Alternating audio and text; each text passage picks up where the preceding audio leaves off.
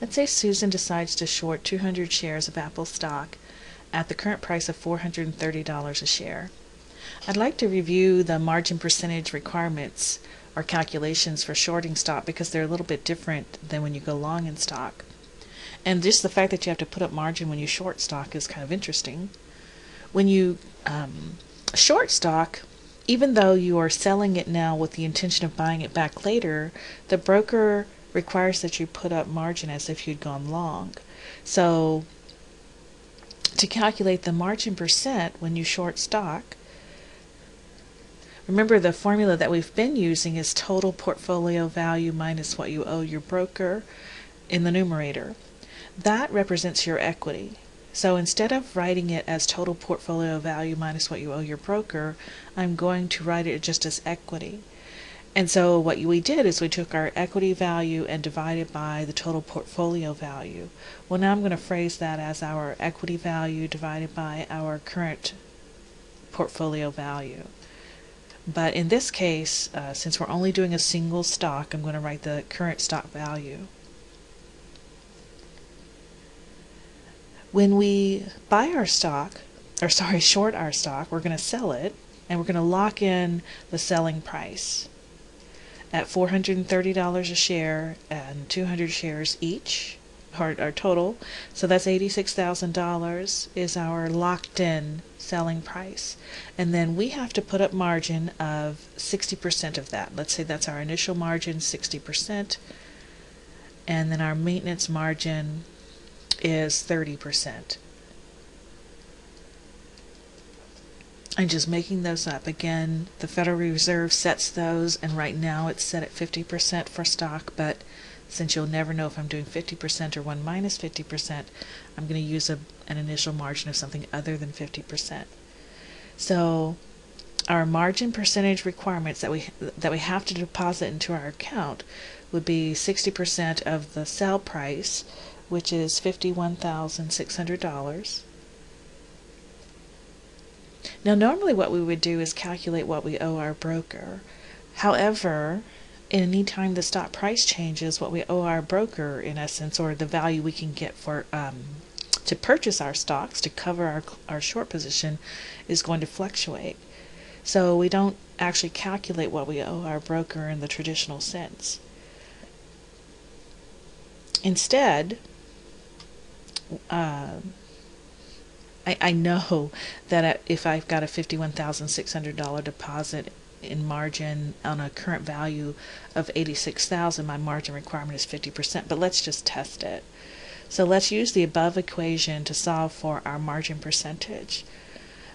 My equity is going to be the locked-in or fixed selling price of $86,000.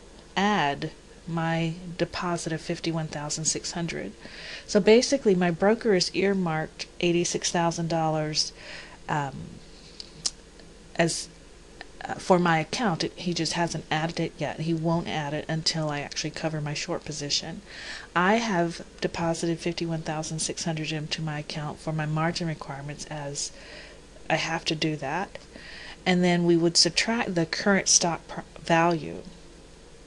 I own 200 shares, and let's say they're still at $430 each. So this is $86,500. And then divide all of that by my current stock value, which would be the 200 shares times $430 each, or $86,400. That should give me 60%, which we knew it would because I didn't change my stock price. It was still set at $430 a share. Now, if the stock actually declines and I can now buy it for a cheaper price, let's have it decline from $430 to $400. So I've gained $30 a share. Let's calculate what my margin percentage would be then. So everything in green will be at this new $400 stock price. So my margin percentage would be calculated as my equity, which would be the fixed selling price of $86,000 plus the $51,600 that I deposited, back when I shorted the stock. Maybe a week or two has passed since I first did this. And then you subtract what your broker would have to pay to cover your short position if it were to cover your short position right away at the current stock price. Well, the current stock price is $400 a share times the 200 shares, so 80,000. And then the divisor would also be the $400 stock price times the 200 shares that you own, or the 80,000. So if I crunch this, that gives me an equity percentage, an equity amount of, oh, I can't find my calculator. So 6 would be 57,600 divided by 80,000. That should hopefully give me 72%. Because the stock has dropped in value, my equity proportion has risen, and then your divisor is just the current value of the stock.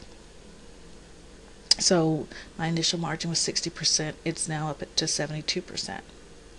If the stock price rises to over $430 a share, which is the price I shorted it at, then this equity percentage should drop to below 60%.